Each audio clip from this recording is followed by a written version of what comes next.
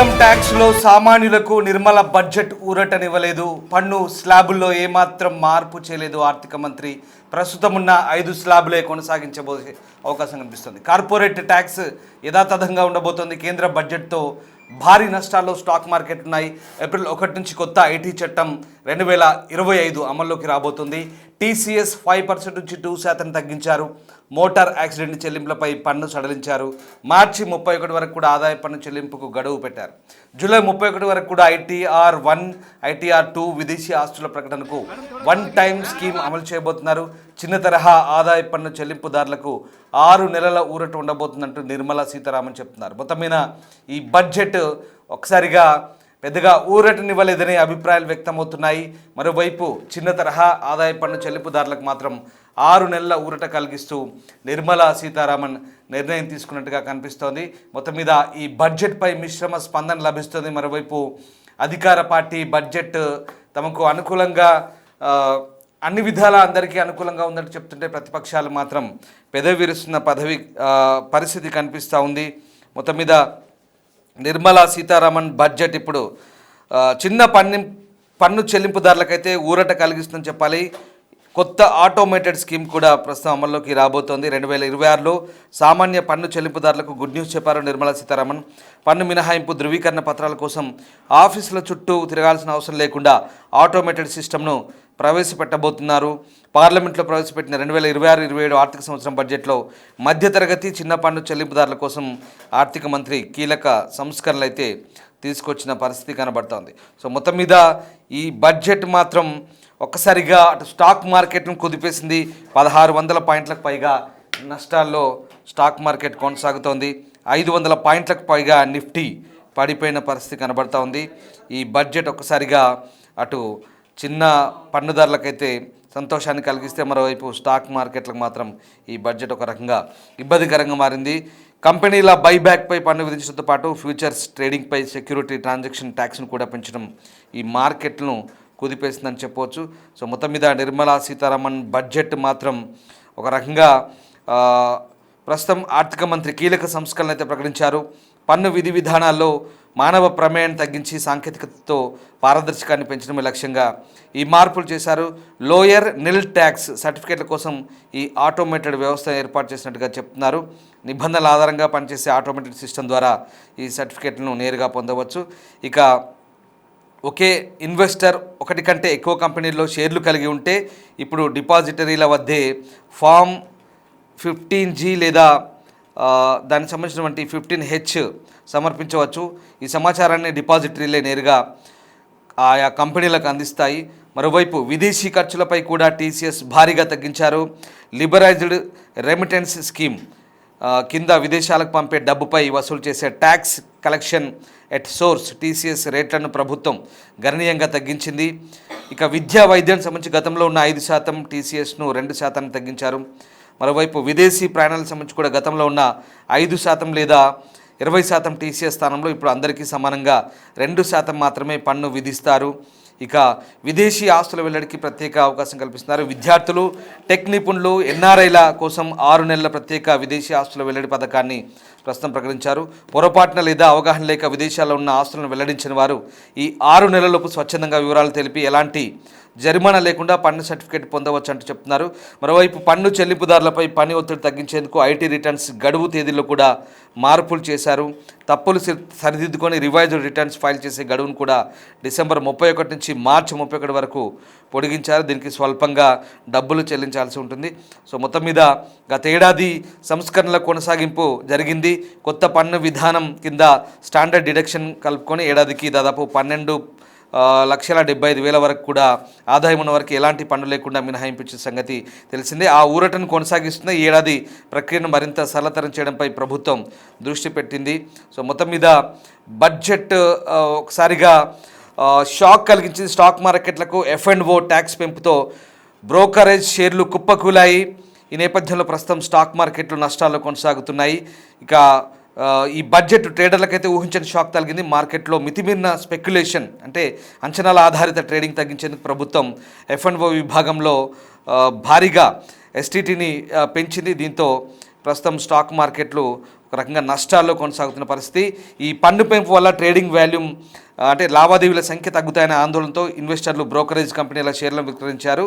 ఇక ఇంట్రాడే ట్రేడింగ్లో ప్రధాన షేర్ల పరిస్థితి ప్రస్తుతం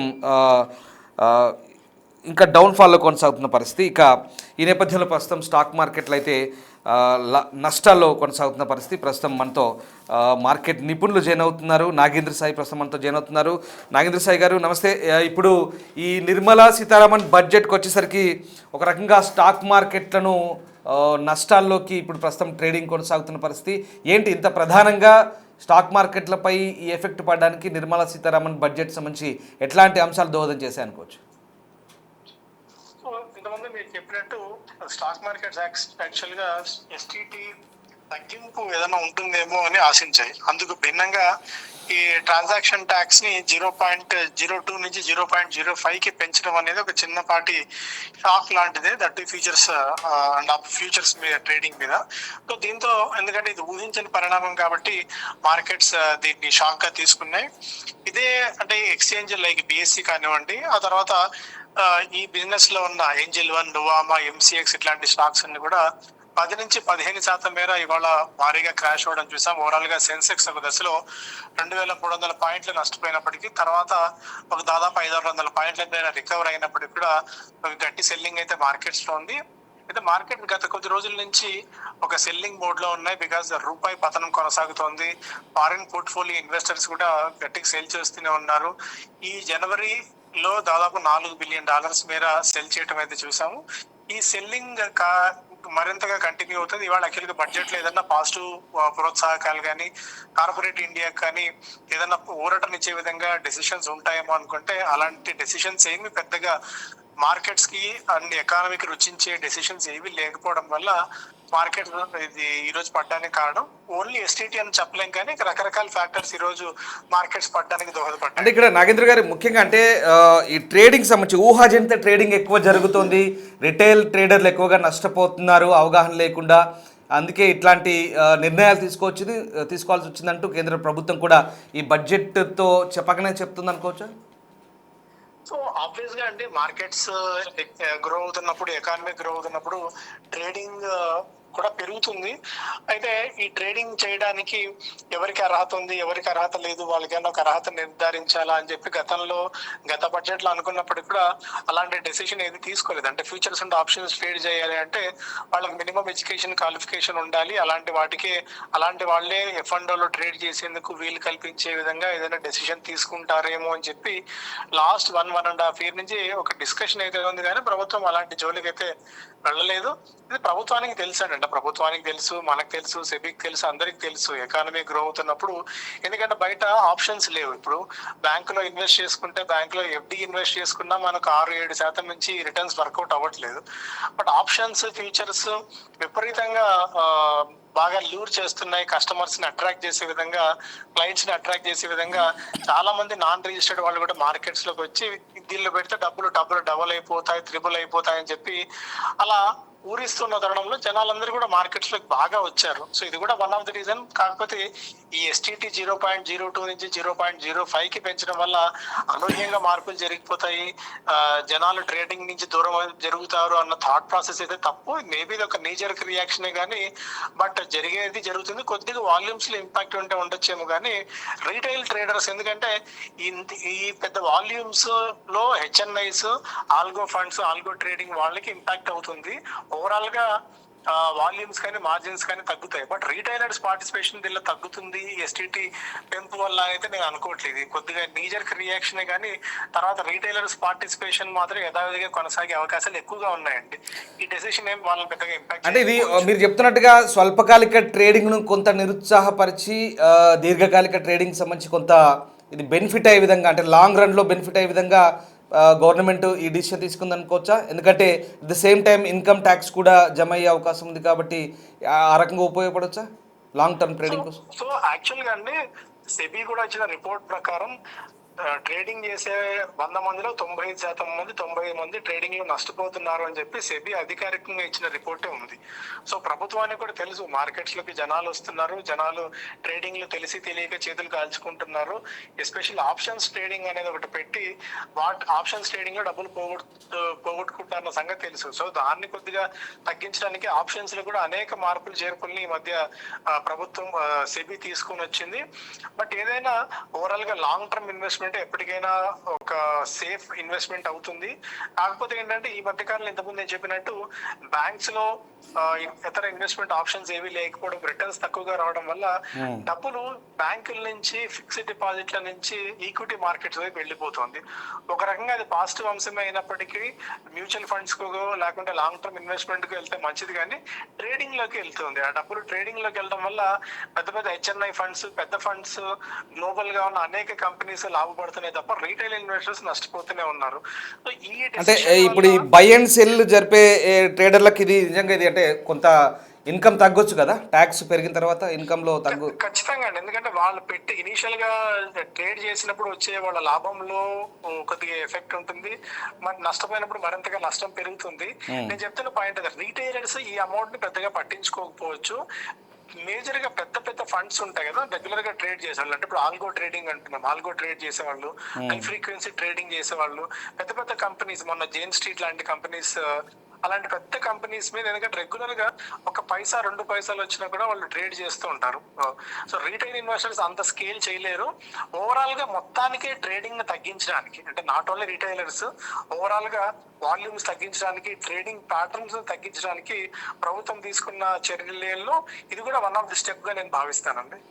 ఎగ్జాక్ట్లీ. అండ్ ఇప్పుడు ఈ పన్ను స్లాబ్ విధానానికి సంబంధించి పోయిన స్లాబ్ సిస్టమ్ని కంటిన్యూ చేస్తూ మళ్ళీ దానికి కొనసాగింపుగా ప్రస్తుతం పెద్దగా ఊరట లభించినట్టుగా ఏం లేదు. ఓవరాల్గా ఈ బడ్జెట్ సంబంధించి మీ అబ్జర్వేషన్ ఏంటి?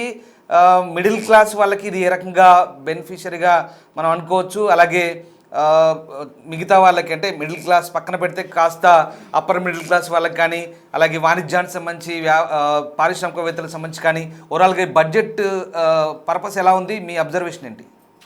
సో ఓవరాల్ గా ఈ బడ్జెట్ అంటే డీసెంట్ బడ్జెట్ గానే అనుకోవచ్చు, ఎందుకంటే ప్రతి బడ్జెట్ లో మనం ఏదో అద్భుతాలు జరుగుతాయని ఆశించలేము. ఎందుకంటే లాస్ట్ ఇయర్ లోనే బడ్జెట్ లో ఇన్కమ్ ట్యాక్స్ స్లాబ్స్ రెవెన్యూ ఒక రెవల్యూషనరీ చేంజెస్ తీసుకొచ్చారు. దాదాపు 12.5-13 లక్షల రూపాయలు సంపాదించే వాళ్ళ వరకు ఎలాంటి పన్ను చెల్లించాల్సిన అవసరం లేకుండా మార్పులు తీసుకొచ్చారు. దానివల్ల ఓవరాల్ గా ఖజానా మీద 1,00,000 కోట్ల రూపాయల దాకా భారం పడింది. అండ్ మొన్నటి కొద్ది రోజుల క్రితమే GST 2.0 అని చెప్పి GST ట్యాక్స్ స్లాబ్స్ లో కూడా చేంజెస్ చేశారు. సో ప్రభుత్వం ఎంత చేయాలో మాక్సిమం అంత చేసేసింది, అంటే బడ్జెట్ వరకు ఆగకుండా. అండ్ దీనితో మొన్న ITC అని అంటే సిగరెట్స్ మీద డ్యూటీని కూడా పెంచారు. సో బడ్జెట్ వరకు ఈ ప్రభుత్వం ఆగట్లేదండి, ఏదైనా మేజర్ డెసిషన్ తీసుకోవాలి అంటే ఆ మధ్యలోనే తీసుకుంటున్నారు.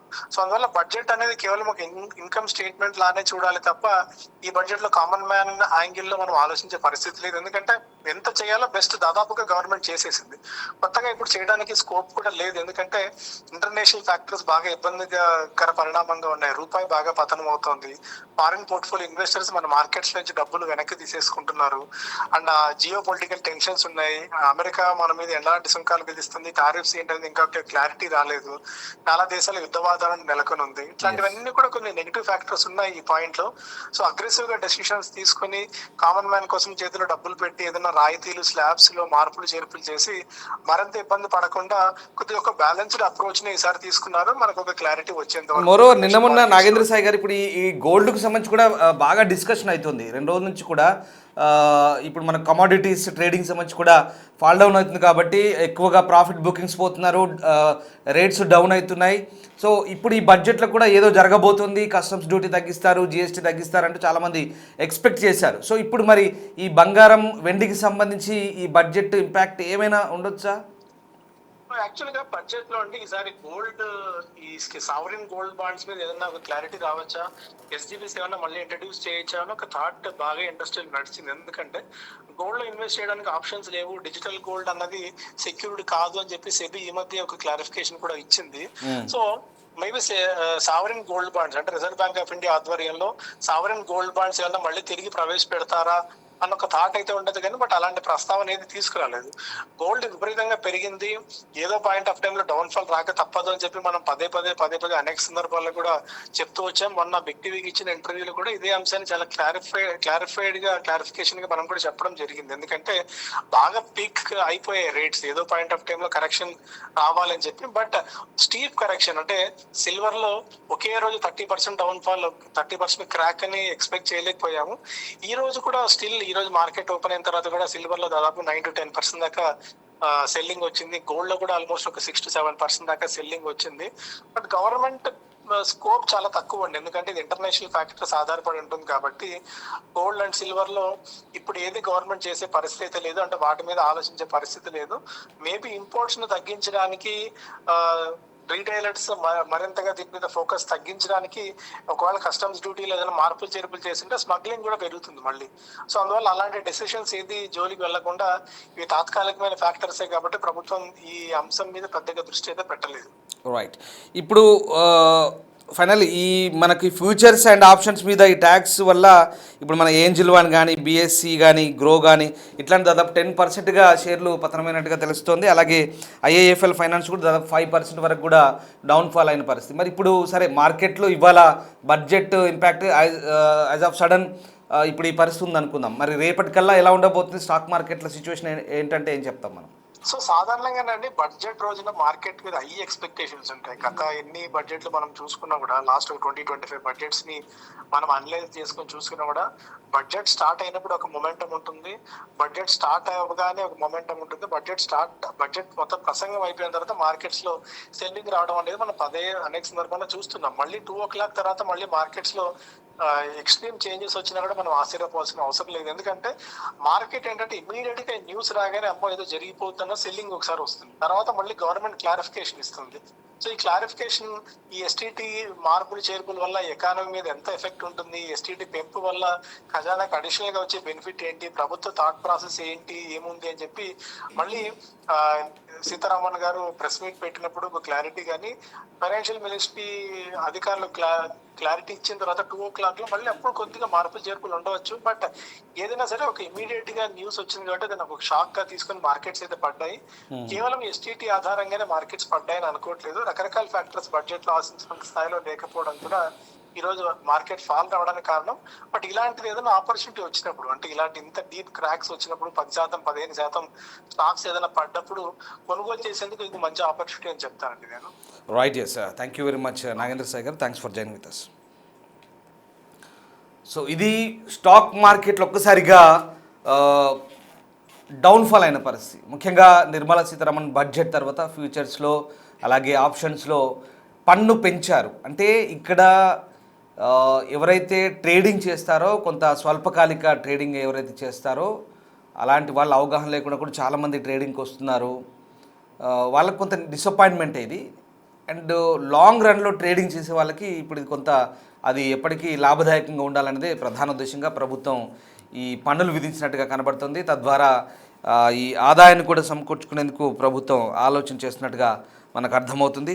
సో ఏదేమైనా ఇప్పుడు నిర్మలా సీతారామన్ బడ్జెట్ అయితే కొంత నిరుత్సాహపరిచింది. కంపెనీ షేర్లు దాదాపు కొన్ని అంటే ఇక్కడ బ్రోకరేజ్ కంపెనీల షేర్లు అయితే ఇన్వెస్టర్లు విక్రయించారు. కొంతమంది అంటే ఈ పన్ను వల్ల ట్రేడింగ్ వాల్యూమ్స్, లావాదేవీల సంఖ్య తగ్గుతాయన్న ఆందోళనతో ప్రస్తుతం ఈ షేర్ల పరిస్థితి అయితే కొంత తగ్గుముఖం పట్టింది. 10% వరకు కూడా తగ్గిన సిచ్యువేషన్ అయితే కనబడతా ఉంది. సో ఇక ఇవాళ ఈమె ప్రవేశపెట్టిన బడ్జెట్ అయితే ఇది ట్రేడర్లకు ఊహించని షాక్ అని చెప్పాలి. సో ఇది మార్కెట్ పరిస్థితి. బట్ ఇక్కడ కామన్ మ్యాన్ సంబంధించి స్లాబ్ విధానాన్ని కనుక ఆలోచిస్తే ఇన్కమ్ ట్యాక్స్ స్లాబ్లు యథాతథంగా ఉన్నాయి.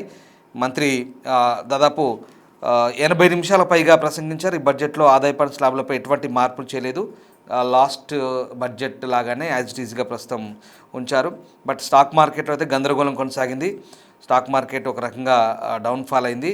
2000 పాయింట్ల పైగా సెన్సెక్స్ పడిపోయింది. బడ్జెట్ ప్రవేశపెట్టినప్పటి నుంచి కూడా స్టాక్ మార్కెట్ గణనీయమైనటువంటి క్షీణతను కనబడింది. ఇక అదర్ ఆస్పెక్ట్ చూస్తే కనుక కేంద్ర బడ్జెట్లో క్యాన్సర్ రోగులకు ఉపయోగించే 17 ఔషధాలపై పన్ను తగ్గించారు. సెంట్రల్ ఎక్సైజ్ నుంచి బయోగ్యాస్ ద్వారా ఉత్పత్తి అయ్యే సిఎన్జి కూడా మినహాయింపించారు. అలాగే మైక్రో అవెంట్స్పై పన్ను తగ్గించారు. పౌర విమానాల విడిభాగాలపై పన్ను తగ్గిస్తూ కేంద్ర మంత్రి ప్రకటన చేశారు. ఇక ఈ నేపథ్యంలో పన్ను ఎగవేతదారులకు జైలు శిక్ష లేదనేది ఒక కొసమెరుపు. ఈ బడ్జెట్లో పన్ను ఎగ్గొట్టే వాళ్ళకి జైలు శిక్ష అయితే లేదు, బట్ 30% పెనాల్టీ వేస్తూ నిర్ణయం తీసుకున్నారు. ఇదొక కొసమెరుపులా మనం ఈ బడ్జెట్లో భావించాల్సి ఉంటుంది. ఆదాయ పన్ను రిటర్న్స్ను వెల్లడించినందుకు ఇకపై అంటే వెల్లడించనందుకు ఎవరైతే రిటర్న్స్ ఫైల్ చేయరో వాళ్ళకి ఎట్లాంటి జైలు శిక్షలు ఉండవు, 30% పెనాల్టీ ఉంటుందంటూ చెప్తున్నారు. అంటే తమ ఆదాయాన్ని దాచిపెట్టి చెప్పకుండా ఉండే వాళ్ళు ఎవరైతే ఉంటారో వాళ్ళపై 30% జరిమానా ఉంటుంది. ఇంతకుముందు ఆదాయాన్ని దాచిపెట్టి ఇన్కమ్ ట్యాక్స్ రిటర్న్ ఫైల్ చేయని వాళ్ళకి శిక్ష పడేది. సో ఇక్కడ నుంచి అట్లా లేదు, 30% వరకు జరిమానా ఉంటుంది. సో సామాన్యులకైతే ఇప్పుడు ఈ ఆదాయ పన్ను ఫైల్ చేసేలా పన్ను చట్టంలో మార్పులు తీసుకొస్తున్నట్లుగా మంత్రి చెప్తున్నారు. ఫైల్ చేసే ఫారాలను కూడా త్వరలో అందుబాటులోకి వస్తాయి. ఇక అది కాకుండా ఇక మిగతా అంశాల వరకు చూస్తే కనుక ఒక్కసారి ఈ రహదారి ప్రమాదాల పరిహారం వడ్డీపై పన్ను తొలగింపు ఉంటుందని, సవరించిన పన్ను రిటర్న్ల దాఖలు గడువు పెంపు ఉంటుందని చెప్తున్నారు. మరోవైపు ఇక చదువులు, వైద్యం దీనికి సంబంధించి 5% ట్యాక్స్ 2% తగ్గించారు. అలాగే మ్యాన్ పవర్ సరఫరా చేసే సంస్థలపై కూడా టీడీఎస్ తగ్గిస్తున్నట్లుగా నిర్మలా సీతారామన్ చెప్తున్నారు. సో ఆ రకంగా ప్రస్తుతం నిర్మలా సీతారామన్ బడ్జెట్ ఇక ఒక రకంగా మిశ్రమ స్పందన అయితే ఉంది. బట్ ఓకే, పెద్దగా అంచనాలకు తగ్గట్టుగా ఏం లేదు, అలాగని మరి పూర్తిగా నిరుత్సాహపరిచే బడ్జెట్ అయితే ఏం కాదు, మిశ్రమంగా ఉందని మనకు అర్థమవుతుంది. ఏప్రిల్ 1 నుంచి కొత్త ఆదాయ పన్ను చట్టాన్ని అమలు చేసినట్లుగా నిర్మలా సీతారామన్ చెప్తున్నారు. సరళతరం చేసిన ఫారాలు త్వరలో అందుబాటులోకి వస్తున్నాయన్న ఇక్కడ సామాన్యులు కూడా ఈ ఫైల్ చేసుకోవచ్చు, ఎవరైనా కూడా ఇబ్బంది లేదు. మరోవైపు కొబ్బరి ఉత్పత్తి కోసం ప్రోత్సాహకాలు పథకం తీసుకొచ్చినట్టుగా కూడా మనకు కనబడుతూ ఉంది. సో ఓవరాల్గా నిర్మలా సీతారామన్ బడ్జెట్కి అయితే ఒక రకంగా ఇప్పుడు మిశ్రమ స్పందన అయితే వస్తుంది. ఇంకొన్ని హైలైట్స్ మనం తెలుసుకునే ప్రయత్నం చేద్దాం. నిర్మలా సీతారామన్ బడ్జెట్ సంబంధించి రైతుల కోసం అయితే ఒక మంచి ప్రకటనే వచ్చిందంటూ చెప్తున్నారు. మరి వాస్తవంగా దీనివల్ల ఏపీలో రైతులకు కొంత ఊరట కలుగుతుందంటున్నారు. అంటే ఒక కీలక ప్రకటన, ఎందుకంటే ఈ బడ్జెట్లో ప్రస్తుతం వ్యవసాయ ఉద్యానవన రంగాల అభివృద్ధికి ఆర్థిక మంత్రి ఒక ప్రకటన అయితే చేశారు. ముఖ్యంగా జీడిపప్పు, కొబ్బరి సాగులో భారత్ స్వయం సమృద్ధి సాధించాలని ప్రభుత్వం లక్ష్యంగా పెట్టుకుంది. సో ఆ రకంగా 2030 నాటికి దేశ ఉత్పత్తులను అంతర్జాతీయ మార్కెట్లో అత్యుత్తమ బ్రాండ్లుగా నిలబెట్టేందుకు భారీ ప్లానింగ్లు అయితే ఉన్నాయి. ఆ రకంగా ముడి జీడిపప్పు ఉత్పత్తితో పాటు ప్రాసెసింగ్ యూనిట్ల ఏర్పాటుకు పెద్దపీట వేస్తున్నారు. ప్రస్తుతం దిగుమతులపై ఆధారపడడం తగ్గించి ఎగుమతులను పెంచడం ద్వారా విదేశీ మారక ద్రవ్యాన్ని ఆర్జించాలన్నది ప్రభుత్వ ఆలోచనగా కనిపిస్తుంది. అధునాతన సాంకేతికను జోడించి ఇక ఈ ఉత్పత్తి నాణ్యతను పెంచడంపై దృష్టి సారించబోతున్నారు. సో ఆ రకంగా ప్రస్తుతం రైతులకు కొంత సాగు చేసే ఎవరైతే రైతులు ఉన్నారో వాళ్ళకి కొంత లాభదాయకంగా ఉండబోతుంది. మరోవైపు ఇక గ్రామీణ ఉపాధిని మెరుగుపరిచే అంశంలో భాగంగా అగ్రిటెక్ స్టార్టప్ల ద్వారా పంటల నిల్వ, ప్యాకేజింగ్ రంగాల్లో విలువ ఆధారిత మార్పులు తీసుకొస్తారు. రైతుల ఆదాయాన్ని రెట్టింపు చేయడమే ఈ బడ్జెట్ ప్రతిపాదన లక్ష్యంగా చెప్తున్నారు. ముఖ్యంగా ఈ బాదాం, వాల్నట్స్, అలాగే ఫైన్ నట్స్ వంటి ఖరీదైన డ్రై ఫ్రూట్స్ సాగును ప్రస్తుతం ఈ తోటల స్థానంలో వీటిని కొత్త వంగడాలను ప్రవేశపెట్టి సాగును విస్తరించే అవకాశం ఉంది. దీంతో రైతులకు అధిక లాభాలు వచ్చే అవకాశం ఉంది. సో వాటిని ప్రోత్సహించే ఛాన్స్ కనిపిస్తుంది. సో ఓవరాల్గా ప్రస్తుతం అయితే నిర్మలా సీతారామన్ బడ్జెట్ సంబంధించి మిశ్రమ స్పందన వస్తుంది. సో ప్రస్తుతం బడ్జెట్ సంబంధించిన అంశాలు చూస్తే కనుక చిన్న తరహా ఆదాయ పన్ను చెల్లింపుదారులకైతే ఒక రకంగా ఇది ఊరటని చెప్పొచ్చు. సో నిర్మలా సీతారామన్ బడ్జెట్పై భిన్నాభిప్రాయాలు అయితే వస్తున్నాయి. స్టాక్ మార్కెట్కి సంబంధించి, అలాగే ట్రేడింగ్ సంబంధించి, తర్వాత మిగతా వాణిజ్య వర్గాలకు సంబంధించి కూడా రకరకాల అభిప్రాయాలు అయితే వస్తున్నాయి. ఎప్పటికప్పుడు వాటికి సంబంధించినటువంటి అభిప్రాయాలు మీకు చెప్పే ప్రయత్నం చేస్తుంటాం. సో మొత్తం మీద ప్రస్తుతం ఈ బడ్జెట్ 80 నిమిషాల పాటు ప్రసంగం కొనసాగింది నిర్మలా సీతారామన్ బడ్జెట్. అయితే ప్రభుత్వం మాత్రం ఇది మధ్యతరగతి అలాగే వేతన జీవులకు కూడా ఒక రకంగా ఎలాంటి ఇబ్బంది లేదు, మంచి బడ్జెట్గా మాత్రం ప్రభుత్వం చెప్పుకొస్తుంది. ఇంకా బడ్జెట్ సంబంధించిన అంశాలను ఎప్పటికప్పుడు బిగ్ టీవీలో మీకు చెప్పే ప్రయత్నం చేస్తున్నాం, ఎప్పటికప్పుడు అప్డేట్స్ అందించే ప్రయత్నం చేస్తాం.